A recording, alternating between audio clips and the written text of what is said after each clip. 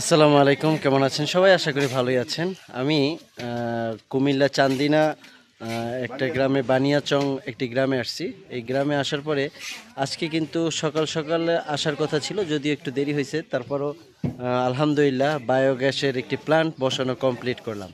সবুজ শক্তি বায়োগ্যাস প্ল্যান্টটি মূলত কাজ করে সারা বাংলাদেশে।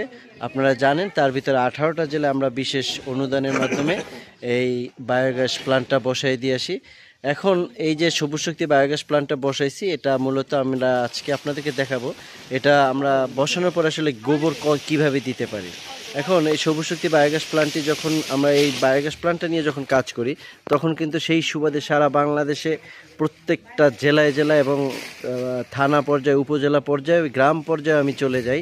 আপনারা জানেন, যেহেতু এটা নিয়ে কাজ করতেছি, আপনাদের সাথে থাকতে চাই। তো চলুন আমরা দেখব সবুজ শক্তি বায়োগ্যাস প্ল্যান্টে আপনি কতটুকু গোবর এবং পানি দিয়ে এটাকে মূলত আপনি বসাবেন।